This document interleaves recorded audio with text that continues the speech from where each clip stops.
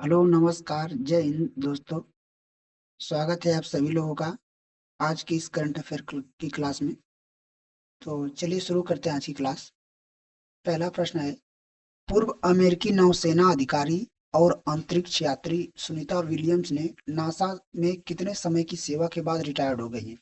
तो ये 27 साल के बाद हुई हैं। ये जो सुनीता विलियम्स हैं, ये तो इनको फिलहाल में अमेरिका की नागरिकता दे दी गई है। लेकिन इनके जो पिता थे वो भारत में गुजरात के थे। और इनकी जो माता थी वो कहाँ से थी? स्लोवेनिया। स्लोवेनिया जो एक सेंट्रल अमेरिका में कंट्री है वहां से थी। तो इनको बोला जाता है भारतीय, यार सीधे नहीं लिखा, रुक जाओ। भारतीय स्लोवेनिया, भारतीय स्लोवेनिया मूल की मूल की अमेरिकी अंतरिक्ष यात्री। तो इसीलिए इनकी भारत में भी काफी चर्चा होती है, ठीक है ना। अमेरिकी एस्ट्रोनॉट, जो लोग अंतरिक्ष में यात्रा करते हैं उन्हें बोलते हैं एस्ट्रोनॉट। एस्ट्रोनॉट को हिंदी में अंतरिक्ष यात्री बोलते हैं। तो ये अभी 20 जनवरी 2026 को नासा, जो अमेरिका की स्पेस एजेंसी है जिसमें इन्होंने कार्य किया था, तो उसने ऑफिशियली रूप से डिक्लेयर किया है कि जो सुनीता विलियम्स है उन्होंने रिटायरमेंट ले लिया है। हालांकि इन्होंने जो रिटायरमेंट लिया था नासा से वो 27 सितंबर 2025 को ही ले लिया था। लेकिन नासा ने अभी 20 जनवरी को डिक्लेयर किया। और इन्होंने इंटरनेशनल स्पेस स्टेशन पर 608 दिन बिताए हैं। कितने? 608 दिन। 608 दिन बिताए। कहाँ पर? इंटरनेशनल स्पेस स्टेशन अर्थात आईएसएस। और देखो, एक सवाल ये भी पूछा जा सकता है कि इनका जन्म कहाँ हुआ था। तो इनका जन्म जो अमेरिका में हुआ था, ठीक है ना। हाँ। तो और अभी इनको भारत सरकार ने 2008 में पद्म विभूषण भी दिया था। 2008 में भारत सरकार ने इनको पद्म विभूषण से सम्मानित किया था। पद्म भूषण। अब इन्होंने नासा से अंतरिक्ष, नासा जो स्पेस एजेंसी है कहाँ की? अमेरिका की। नासा का हेडक्वार्टर कहाँ है? वाशिंगटन डीसी, जो अमेरिका की राजधानी भी है। और नासा की स्थापना 29 जुलाई 1998 को हुई थी, ठीक है ना। अभी जो ये लास्ट में 2024 में जो जब यहाँ क्या बोलते हैं इंटरनेशनल स्पेस स्टेशन अंतरिक्ष में जब जा रही थी, तो वहां पर इनको केवल 8 दिनों के लिए भेजा जाना था। लेकिन इनका जो स्पेस क्राफ्ट है उसमें खराबी होने के कारण इनको वहां पर लगभग 9 महीने तक गुजारना पड़ा। फिर बाद में जो स्पेस एक्स है, एलोन मस्क की जो ड्रैगन कैप्सूल है, उसे से इनको वापस लाया गया था, ठीक है ना। तभी ये चर्चा में थी। कुछ लोग को लग रहा था कि अब तो वापस ही नहीं आ पाएंगे अंतरिक्ष से, ठीक है ना। एक सवाल ये भी पूछा जाता है कि अंतरिक्ष में जाने वाले दुनिया के सबसे पहले व्यक्ति कौन थे? तो वो सोवियत संघ के यूरी गागरिन थे, ठीक है। और भारत में अंतरिक्ष में जाने वाले प्रथम भारतीय कौन थे? राकेश शर्मा। और अंतरिक्ष में जाने वाली पहली भारतीय महिला कल्पना चावला। उन्होंने भी नासा से ही गए थे, ठीक है। वो पहले भारत में थी लेकिन बाद में अमेरिका चली गई। तो इससे इतने बात आपको याद रखना है। चलते हैं अब अगले प्रश्न की तरफ। अगला प्रश्न है, पंजाब का पहला डॉग सेंचुरी जिसका उद्देश्य आवारा कुत्तों को व्यवस्थित देखभाल के माध्यम से शहरी क्षेत्रों में कुत्तों के काटने की घटनाओं को कम करना है, यह कहाँ खोला गया है? तो इसे लुधियाना में खोला गया है। पंजाब का एक शहर है लुधियाना। तो वहां पर ये देखा जा रहा था कि जो कुत्ते थे जो सड़कों पर घूमते, जिनका कोई मालिक नहीं होता है, वो कई लोगों को काट चुके थे। और कुत्तों के काटने से होने वाली बीमारी का नाम आपको पता है? रेबीज, जिसे हाइड्रोफोबिया कहते हैं। उसमें काटने से व्यक्ति को पानी से डर लगने लगता है, इसलिए उसको हाइड्रोफोबिया भी कहते हैं। तो इसकी घटनाएं काफी देखी जा रही थी। तो इसीलिए पंजाब सरकार ने यह कदम उठाया है। अभी मैं कुछ दिन पहले बताया था कि पंजाब सरकार ने ऑपरेशन प्रहार शुरू किया है। कौन सा? ऑपरेशन प्रहार, जिसका उद्देश्य पंजाब में जो गैंगस्टर हैं या जो भी अपराध हो रहे थे उनको कम करना है। अर्थात पंजाब को क्राइम फ्री बनाना है। तो वहां की पुलिस ने और 200 टीम के साथ मिलकर कई जगहों पर छापे भी मारे थे। तो ऑपरेशन प्रहार जब भी याद आए तो पंजाब से। चंडीगढ़, चंडीगढ़ पंजाब की राजधानी है। पंजाब के जो मुख्यमंत्री है कौन है? भगवंत सिंह मान। अमृतसर, अमृतसर में स्वर्ण मंदिर है, ठीक है ना। और आपको पता होगा कि जलियांवाला बाग हत्याकांड 13 अप्रैल 1919 को कहाँ हुआ था? अमृतसर में हुआ था। तो बढ़ते अपने अगले प्रश्न की तरफ। हाल ही में पैरा कैम्फेरिया अल्वा नामक किसकी प्रजाति अरुणाचल प्रदेश की सियांग घाटी में पाई गई है? तो यह अदरक की प्रजाति है। देखो ये प्रजाति कैसे खोजी जाती है? ये जो लोग रिसर्च करते हैं ना, जो लोग पीएचडी करते हैं, तो तो ये एक अदरक अर्थात ये जूलॉजी से संबंधित है, जीव विज्ञान से या प्लांट से। तो उनके रिसर्च या उनके जो जर्नल्स होते हैं जिनमें उन चीजों को लिखा रहता है, जिन पर वो रिसर्च किए होते हैं, तो जब ये पब्लिश होता है तो वहां से पता चलता है कि कोई नई प्रजाति खोजी गई है, ठीक है ना। तो ये भी अरुणाचल प्रदेश के सियांग घाटी में इसको पाया गया है। आपको कमेंट बॉक्स में बताना है कि अदरक का साइंटिफिक या वैज्ञानिक नेम क्या है। अगला प्रश्न हमारा है, पराक्रम दिवस किस दिन को मनाया गया है? तो 23 जनवरी को। अभी जो 23 जनवरी है, नेताजी सुभाष चंद्र बोस की जयंती है। 2021 में जब नेताजी सुभाष चंद्र बोस की 124वीं जयंती थी, तब से प्रधानमंत्री मोदी ने इनके जन्मदिन को पराक्रम दिवस के रूप में मनाने की घोषणा की। कब से? इनकी 124वीं जयंती से। आपको पता ही होगा कि नेताजी सुभाष चंद्र बोस का हमारे स्वतंत्रता संग्राम में कितना बड़ा योगदान है। तो इसी को एक प्रतीक के रूप में मनाने के लिए पराक्रम दिवस को मनाया जाता है। पराक्रम का अर्थ होता है साहस, ठीक है। 19 जनवरी, 19 जनवरी को कोक बोरोक दिवस मनाया जाता है। कोक बोरोक मतलब जो त्रिपुरा की भाषा है, तो उसे त्रिपुरा राज्य भाषा दिवस भी कहते हैं। 16 जनवरी को राष्ट्रीय स्टार्टअप दिवस। 10 जनवरी को भी मनाया गया विश्व हिंदी दिवस। और 12 जनवरी को मनाया गया था राष्ट्रीय युवा दिवस, जो कि स्वामी विवेकानंद का जन्मदिन है। और 10 जनवरी को विश्व हिंदी दिवस। 14 सितंबर को राष्ट्रीय हिंदी दिवस, ठीक है। तो इतने आप याद रखो इससे। और अभी 21 जनवरी को मैंने बताया था पीछे कि 21 जनवरी को त्रिपुरा, मणिपुर और मेघालय का स्थापना दिवस मनाया गया है। कौन सा वाला? 54 नंबर का स्थापना दिवस। त्रिपुरा, मेघालय, मणिपुर, क्योंकि 21 जून 1972 को इनको पूर्ण राज्य का दर्जा दिया गया था, ठीक है ना। तो यहाँ पर लिख लो कि नेताजी सुभाष चंद्र बोस जयंती। नेताजी का प्रसिद्ध नारा क्या है? तुम मुझे खून दो, मैं तुम्हें आजादी दूंगा। Give me your blood and I will give you freedom. Netaji Subhash Chandra Bose Jayanti. बढ़ते हैं अगले प्रश्न की तरफ। अगला प्रश्न है, टाइप 096 टैंक क्लास पनडुब्बी किस देश ने विकसित किया है? तो पनडुब्बी क्या होती है? ये समुद्र में रहने वाला जो एक, समझो कि ये बड़ा सी शिप होती है, जहाज। ये समुद्र के अंदर रहती है। इसमें काफी सारे मतलब अ, हथियार या एटॉमिक, ये सब मिसाइल इसके अंदर रहते हैं। तो जैसे अगर समुद्र के अंदर से कोई खतरा किसी देश को है, तो उससे लड़ने के लिए पनडुब्बी बनाई जाती है। पनडुब्बी की अंग्रेजी में बोलते हैं सबमरीन। क्या बोलते हैं? सबमरीन। अभी जो हमारी राष्ट्रपति द्रौपदी मुर्मू है, इन्होंने आइनस बागसीर में कर्नाटक के काराकार बंदरगाह से सम, इसी किसी सबमरीन के अंदर यात्रा की है। कौन? द्रौपदी मुर्मू। हालांकि इस टाइप 096 टैंक क्लास पनडुब्बी को चाइना ने विकसित किया है, ताकि, और इसको बोला जा रहा है कि बहुत ही शक्तिशाली है। जो अमेरिका की ओयो क्लास पनडुब्बी है, उससे इसका मैच है, मतलब उतनी पावर ये रखती है अमेरिका की ओयो क्लास सबमरीन के समान। तो अभी द्रौपदी मुर्मू ने आईएनएस बागसीर नामक पनडुब्बी के अंदर कर्नाटक के काराकार बंदरगाह पर यात्रा की है। और ये दूसरी राष्ट्रपति है जिन्होंने सबमरीन अर्थात पनडुब्बी के अंदर यात्रा की है। और पहले राष्ट्रपति पूछा जाए जिन्होंने पनडुब्बी के अंदर यात्रा की थी, तो कौन थे? तो हमारे एपीजे अब्दुल कलाम थे, ठीक है ना, क्योंकि उनको बहुत शौक था इन चीजों का। समझ में आया?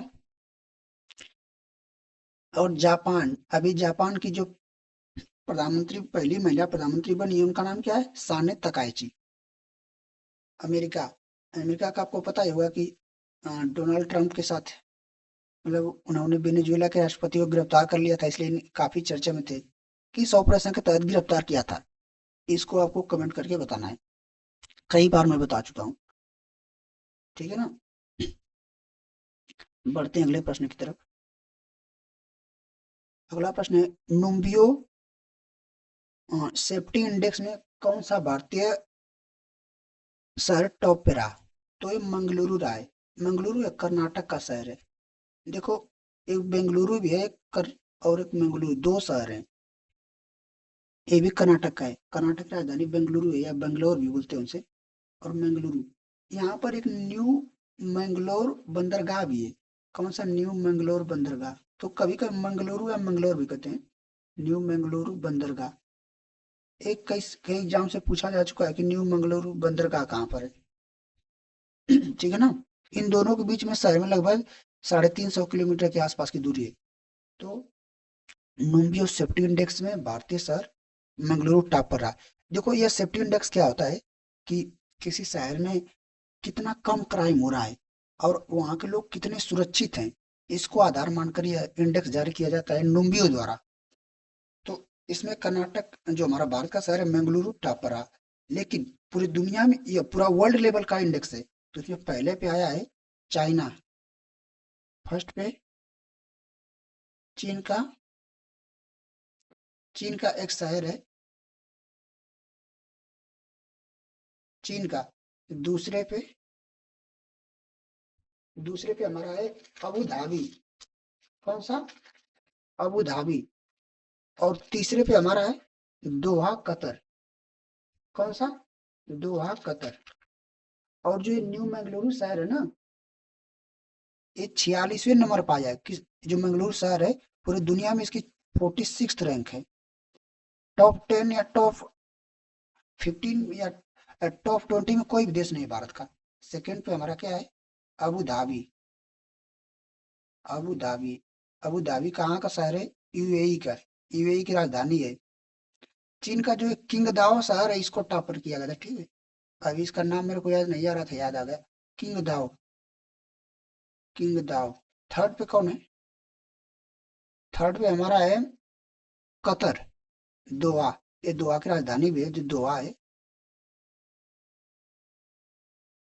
नहीं यार, देखो, उल्टा मैंने बोल दिया। जो दोहा को, दोहा कतर की राजधानी है, ठीक है। कतर देश है, मेरे मुंह से उल्टा निकल गया कि कतर राजधानी है। कतर एक देश है जिसकी राजधानी कहाँ है? दोहा। तो ये तीसरे टॉप पर है। इंडिया का जो मंगलुरु शहर है, ये 46 रैंक पे आया है। बेंगलुरु जैसे ही सुनते हो, तुमको याद आ जाना चाहिए कि यहाँ पर इसरो का हेडक्वार्टर है। इंडियन स्पेस रिसर्च ऑर्गेनाइजेशन, जो भारत की स्पेस एजेंसी है। जैसे अमेरिका की नासा है, भारत की स्पेस है, जापान की जैक्सा है, ठीक है ना। मुंबई, मुंबई से कुछ याद आया? मुंबई को भारत की आर्थिक राजधानी भी कहते हैं। और मुंबई में RBI, reserve bank of India का हेडक्वार्टर है। अगला प्रश्न है, हाल ही में प्रधानमंत्री मोदी ने भारत की पहली स्लीपर वंदे भारत ट्रेन का उद्घाटन किया है। वह कहाँ से कहाँ तक चलेगी? तो यह हावड़ा से लेकर गुवाहाटी तक चलेगी। हावड़ा जो कोलकाता में है, गुवाहाटी कहाँ पर है? गुवाहाटी असम में। तो यह भारत की पहली स्लीपर वंदे भारत ट्रेन है। अभी तक की जो वंदे भारत ट्रेन चलाई गई थी, इनमें क्या था कि केवल बैठने के लिए सीट थी। लेकिन अब इसमें ऐसा हुआ कि इसमें सोने के लिए भी सबको सीट व्यवस्था कर दिया गया है। तो यह पहली बार हुआ है। ये हावड़ा से लेकर गुवाहाटी तक चलेगी। इससे क्या हुआ कि जो नॉर्थ ईस्ट के, अर्थात जो नॉर्थ ईस्ट का हमारा राज्य है, उसके लिए बेहतर कनेक्टिविटी सुविधा होगी। पहला ऑप्शन मैंने रखा है जींद सोनीपत। यह जो अभी भारत की पहली हाइड्रोजन से चलने वाली ट्रेन होगी, वो हरियाणा में चलेगी। यह जींद से सोनीपत के बीच में चलेगी। कौन सी ट्रेन? भारत की पहली हाइड्रोजन ट्रेन, और मैं इसको बता भी चुका हूँ।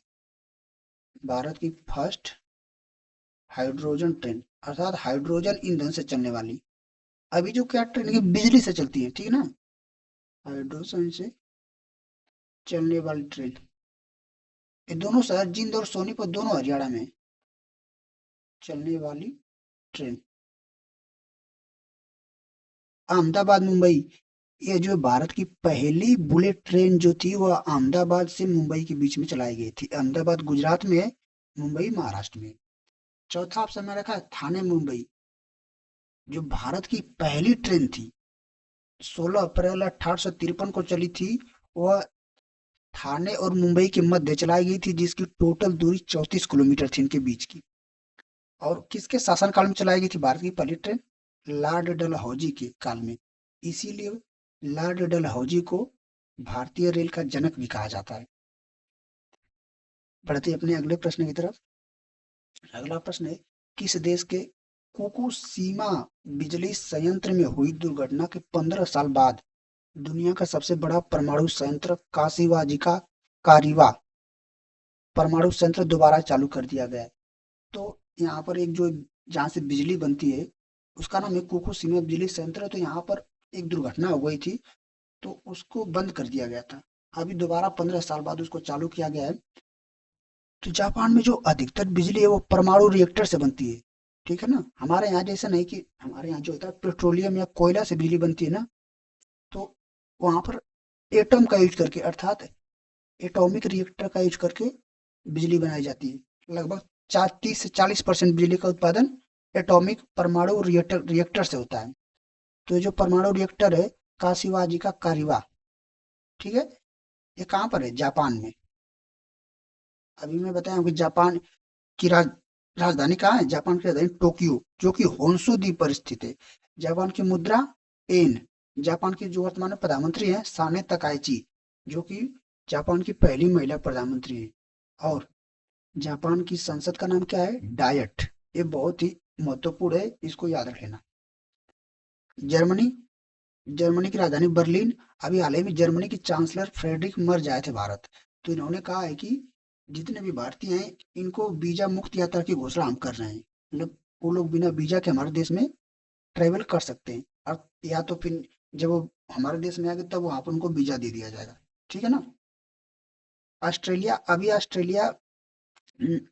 ऑस्ट्रेलिया ने जो 16 वर्ष से कम उम्र के जो बच्चे हैं उनके लिए सोशल मीडिया पर पूर्ण रूप से प्रतिबंध लगाने वाला दुनिया का पहला देश बन गया है।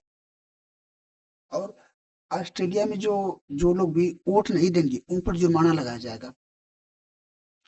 और देखो, ऑस्ट्रेलिया की राजधानी हमारे कैनबरा है। ऑस्ट्रेलिया की मुद्रा क्या है? Australian dollar. और यहाँ के जो प्राइम मिनिस्टर हैं उनका नाम है एंथनी एल्बनीज, ठीक है ना। और ऑस्ट्रेलिया का राष्ट्रीय पशु क्या है? कंगारू। और ऑस्ट्रेलिया की एक अभी क्रिकेटर थी, जो महिला क्रिकेटर, उनका नाम था एलिसा हेली। इन्होंने अंतर्राष्ट्रीय क्रिकेट के सभी प्रारूपों से संन्यास ले लिया है। और वहाँ के एक जो क्रिकेटर थे उस्मान ख्वाजा, उन्होंने भी संन्यास ले लिया है। और अभी मैं कुछ ही दिन पहले बताया था कि जो भारत की बैडमिंटन खिलाड़ी हैं, कौन? साइना नेहवाल। उनके घुटनों में काफी समय से दर्द था तो उन्होंने भी बैडमिंटन से संन्यास ले लिया है। और साइना नेहवाल ही थी जो ओलंपिक में भारत को बैडमिंटन में मेडल लाने वाली पहली भारतीय महिला थी। कौन सा मेडल लाई थी? Bronze medal. ब्रॉन्ज को बोलते हैं कांस्य पदक, ठीक है ना। और जो पीवी सिंधु हैं, ये बैडमिंटन वर्ल्ड फेडरेशन की चेयरपर्सन इनको नियुक्त किया गया है। ये भी बैडमिंटन से जुड़ी हुई है। बढ़ते हैं अगले प्रश्न की तरफ। अगला प्रश्न है, मेटा ने किसे अपना अध्यक्ष और उपाध्यक्ष नियुक्त किया है? तो ये पावेल मैककॉर्मिक को नियुक्त किया गया है। प्रवीण वशिष्ठ है, इनको जो हमारा केंद्रीय सतर्कता आयोग है, सेंट्रल विजिलेंस कमीशन, उसका इनको आयुक्त नियुक्त किया गया है। प्रवीण कुमार, इनको बीएसएफ का हेड अर्थात बॉर्डर सिक्योरिटी फोर्स का चीफ इनको नियुक्त किया गया है। मार्क जुगरबर्ग, ये जो मेटा कंपनी है इसके सीईओ हैं। जो मेटा कंपनी है ना, इसके सीईओ और चेयरमैन है। और ये लोग तो क्या है? अध्यक्ष उपाध्यक्ष, इनको भी नियुक्त किया गया है। मेटा जो है कि फेसबुक और इंस्टाग्राम की पेरेंट कंपनी, ठीक है ना। और एक नाम मैंने अभी बताया था कि एनआईए के प्रमुख राकेश अग्रवाल को नियुक्त किया गया है। और सीबीआई के प्रमुख प्रवीण सूद को। तो इतने आप सवाल याद रखो। पढ़ते हैं अगले प्रश्न की तरफ। अगला प्रश्न है, हाल ही में किस राज्य ने रिसर्च स्कॉलर्स के लिए प्रतिमाह 25,000 रुपए की सहायता योजना शुरू किया है? तो यार देखो, जो योजना है ना, वो असम राज्य की, कहाँ की? असम राज्य की।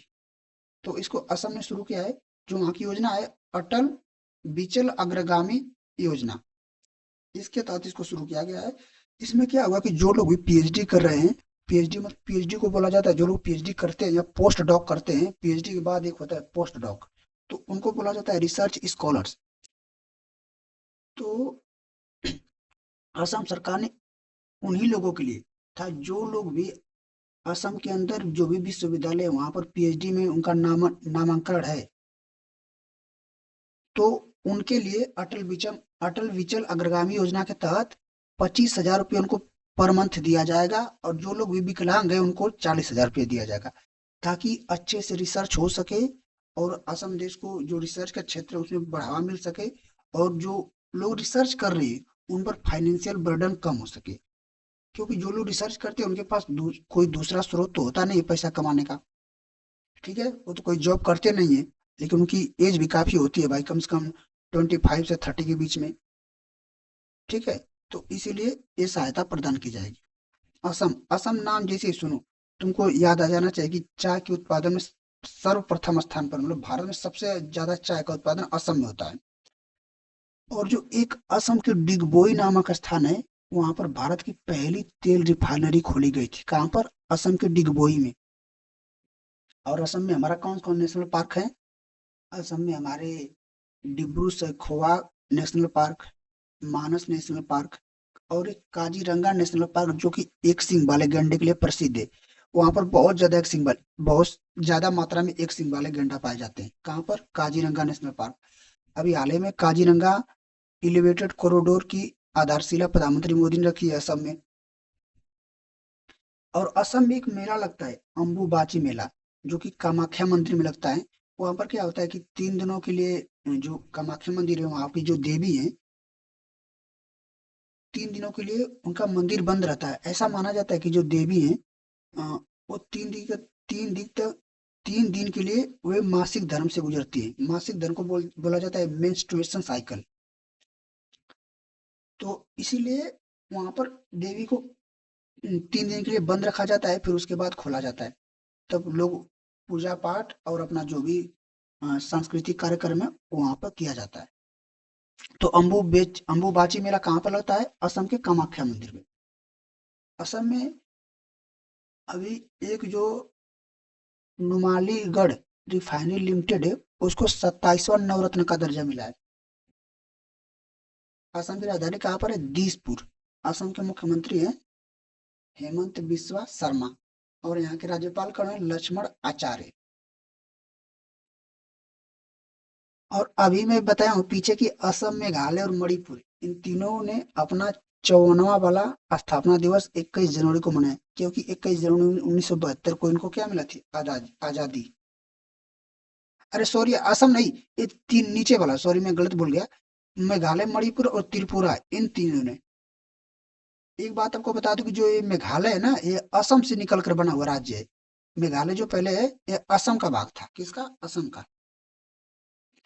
तो अभी पिछले कुछ दिनों में त्रिपुरा का जो ग्रामीण बैंक है, उन्होंने भारत की पहली सोलर से चलने वाली एटीएम वैन की लॉन्च किया था, लॉन्चिंग की थी। ठीक है।